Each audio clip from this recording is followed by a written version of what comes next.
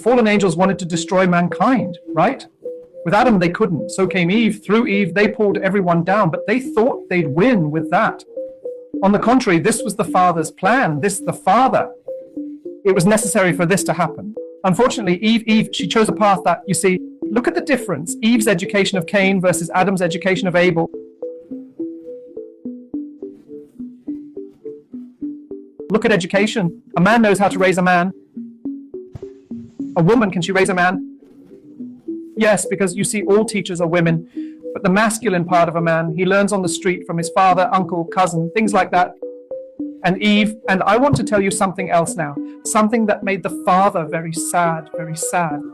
This was something I'd forgotten. I'd even forgotten, look at that, I ran out of steam. I'd even forgotten this part.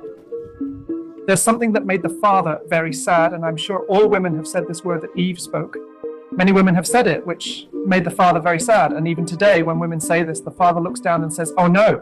He gets sad, but of course the girls said it and regretted it, because I'm going to tell you what happened to Eve. When Eve fell and the whole discussion about the fall happened, Eve became a bit arrogant. She got a little arrogant. The fallen angels turned her into an arrogant person, so much so that she passed all this arrogance on to Cain. Cain killed Abel. What I want to tell you, brothers, is something that Eve said to our Father, right to his face, I won't say it, but Eve, I'll tell you something. What she said was really serious. It's a phrase that's repeated even to this day.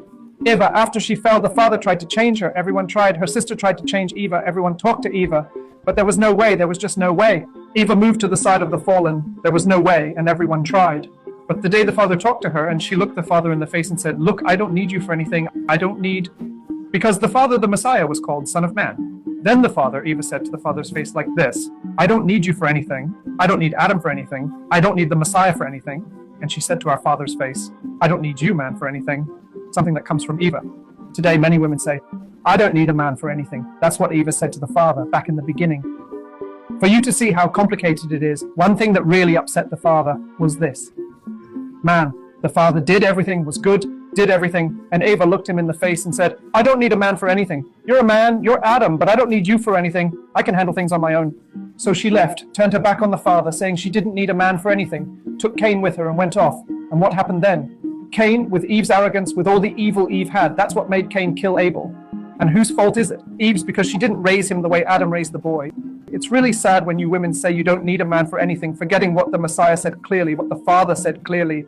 Man is made in the image and likeness of the Father. When you say you don't need a man for anything, whether it's your brother, your husband, your uncle, every man on earth represents the Father. You're speaking directly to him. If you don't need a man for anything, just like Eve didn't, then you don't need the Father to be saved either.